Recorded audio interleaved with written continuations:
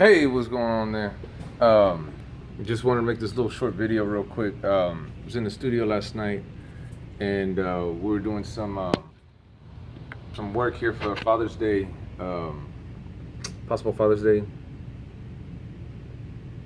gift for the Father's Day. And basically, what happened was it was kind of difficult. Not difficult, but say like I just wanted to make a little point here. Say like when you're putting together tracks, you know, you're gonna come out with different levels, different sounds. Everybody's gonna. There's so many different ways to master your song. So unless you really know what the feel of the song is, you know, sometimes it needs to be a little bit louder. Of course, you know, softer songs, you're not gonna have as much boom. You know what I'm saying? So it's kind of one of those things where it doesn't. It's hard to adjust that when it's a freestyle versus like say when you write stuff down. One of the things matter of fact, RP to my kinfolk, Doth. Yeah, I would always do this with him. He would always basically freestyle, and I would just record about 5 minutes worth of him freestyling, and then I'd go back and pick the better parts of what he was saying that actually had some sort of because most people will fall off track, especially when you're starting off freestyling, your vocabulary is not really there. So when you do have a bank of words that you can pull out, you go and involve and you start doing things like Eminem's a perfect example of what, say, multi-syllable rhyming would be. You know, so the menace, the dentist, I'm gonna end this when you come back and you try to blend this. You know what I mean? In about one bar, you rhyme literally about 4 or 5 times. So that's basically what multi-syllable rhyming is. And it's basically it's cool if you can get people who understand and respect lyrics. You know, maybe leave a comment, see what kind of person you are. I say were and are because, say, for instance, my favorite one was Bone Thugs and Harmony. I grew up with Bone Thugs and Harmony. NWA.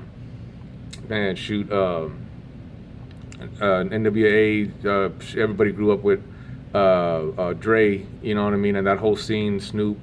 A lot of them, and again down here when it get going with Houston, UGK. Man, Big Bo. Hawk, man, you talking about everybody back in the day, and of course you can't forget DJ Screw. Hashtag Crooked and Drop is trying to keep that legacy going. A lot of people, and you can't call your stuff Screw because Screw didn't do it. So that's just true. That's facts. So again, I call my version Crooked and Drop, being as we are in Corpus Christi, and we sit crooked around on the map. Every town's crooked, so I'm not basing it on that. I'm just the fact that we are crooked on the map. Crooked and Dropped. Again, I'm just dropping the tone. Interesting story about that. That one's kind of rumored about how that sound came to be. There was another DJ. What was it? DJ Mike. I think he was chilling with at the time, and they actually operated out of 2 different clubs. So they would go from Homeboy's club and then go straight to Screw's club. But at the time, we really wasn't screwing stuff. At the time, the story was somebody was actually outside with a boombox, and back then, you know what I'm saying, it wasn't, USB. You had the batteries you had to put in the back. So once you had that, batteries would go low, tape was slowing. I could tell you what, when Biggie made that line, don't play my tape till my tape pop. That's true. Actually, my Bone Thugs and Harmony, and back then, again, the tapes used to be double-sided. Some of them would actually be the main. If they were singles, it would be the single on one side, and they'd give you the instrumental on the other side. So you had the tape too. Shout out to one of Corpus' finest, Selena. So like on this particular one, it's a couple of songs, and you get an A side and a B side. This one's on an instrumental, so I think there's multiple songs. Yeah, again, just some memorabilia, and this is actually really neat stuff. This is great condition.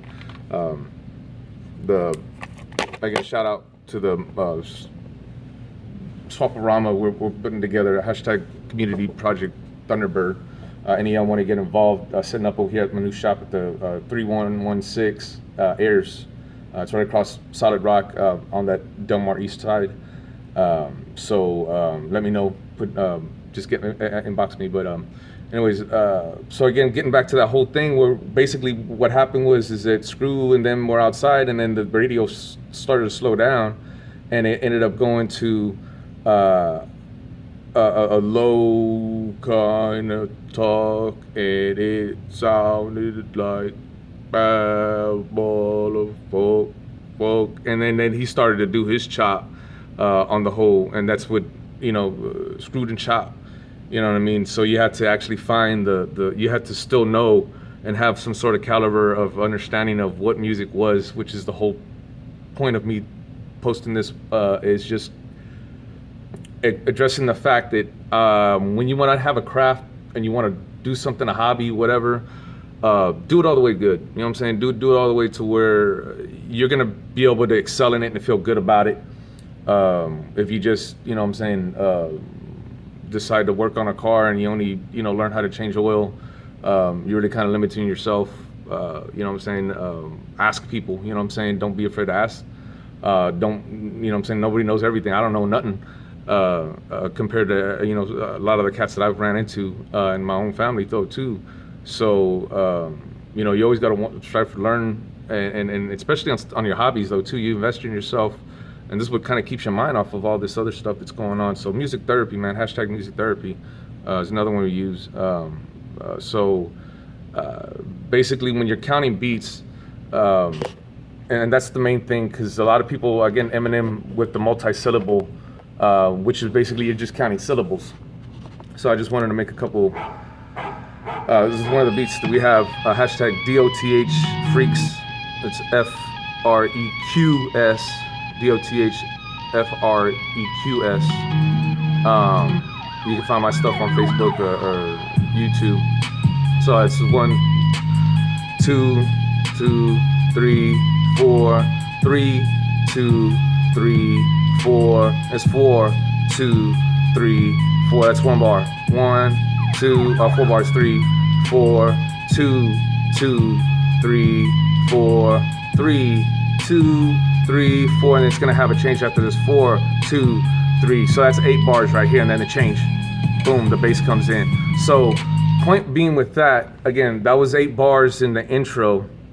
It was a little bit more because the way I had the instrumental come solo, the little synth that was playing at the beginning. So and again, I laced that throughout the whole beat. It's not a complicated beat, very simple, I got some good reviews on it. So this really what I wanted to just kind of go over as more of a challenge to yourself, and this is only going to up your game, especially getting your vocab up, because again, I run into a lot of people who freestyle, and they're not bad freestylers. You know what I mean? They got the emotion, they have the content. A lot of them, where I start to see they veer off because of basic limiting maybe the type of music they listen to. And that's one thing I've actually have to change, because I've had to dive into anything from jazz to blues to rock to country to soul. You're even talking about classical, which again, a lot of that music didn't have words to them. But the point with the classical music is a lot of them, they had different time signatures. And there's a lot of stuff that you can go on talking about, like rock bands. That happens a lot. Was it System of a Down? They got criticized for being one of the when they first came out in the Guitar Magazine. They said how that's not work. They're going from 6/4 to 4/6, and again, just to kind of give you an idea of what that basically means, it's talking about the measure and the beats which you have in each measure. So again, you don't have to learn. You don't have to learn the music, but you have to respect the music. I would put it to you like that. And if you're gonna mess with this stuff, man, put a little bit of work to it. Mama, put a little work to it. I mean, it's gonna sound like it sounds right now, and people are gonna doubt you, and it's gonna be what you put into it, and that's just it. You know what I mean? You want to put out content. You want to get some fans. You already have some fans. You want to get more. um, build that person of you up. You know what I mean? I wouldn't say as so much of an alter ego, 'cause I don't want to go into that one. We were sitting 10 minutes in.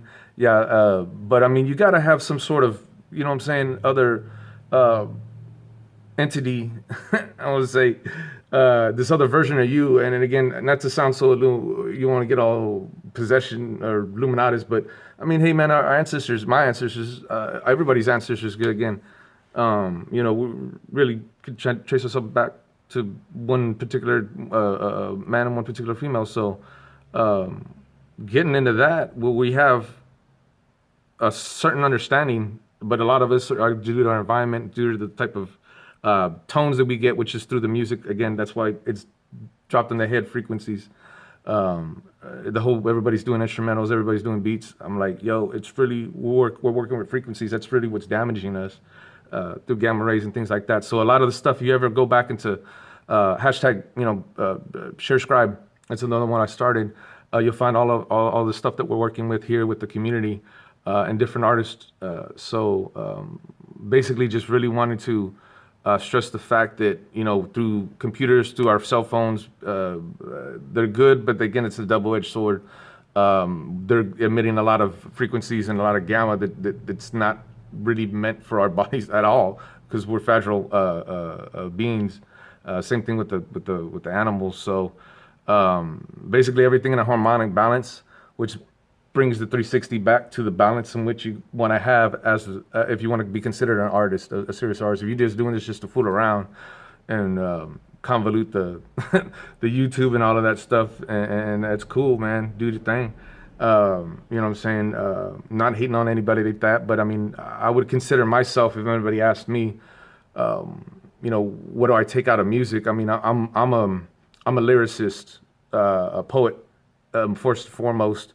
Again, I do my own, I'm learning my own production, I'm learning my own mixing and everything like that. So again, that takes you into a whole different type of creation. Putting echoes here, put a little reverb there. I want to master this, but I want these snares to really hit, which is an Easter egg for another topic there too. The use of hi-hats in music, and them being one of the most important elements in music production. So anyways, point being with that, again, let's get that mindset, because again, what that boils down to is you being able to create content that's valid and pleasing to the ear. Everybody got visual and what we like and what we're looking at in our significant other because of a visual pleasing, which naturally is going to release the endorphins, the feel good traits that we have for our brain to actually be stimulated in such a way that we want more of it, because it's like a drug, literally. So when you're looking at something or someone, it's the equivalence of you hearing something or someone that's pleasing and harmonic to our ears. And again, I'm not a big fan of country. I respect country. I grew up with it. Tejano, same thing. I don't really listen to it. I'm not going to pop it on and jam it all day long. But I will, depending on the day, go anything back from like the 1930s, 20s, like, Earth, Wind and Fire. You got everybody back over there. Miles Davis, man, some of that shit, again, back to the instrumentals parts, to some of the rocker ones, Steve Vai, real blues type feeling. And that's the point I'm making is that you want to connect with people's feelings, and it's hard to do that when you're one dimensional. Again, through the vocabulary, I introduced the counting of the beats again. 1, 2, 3, 4, 2, 2, 3, 4, 3, 2, 3, 4, 4, 2, 3, 4. That's 4 bars. You know what I'm saying? So you connect that with another, that's an 8. So now you have 8 bars, which is usually what probably like a hook would usually be. Most verses are probably like 16. You drop a 16.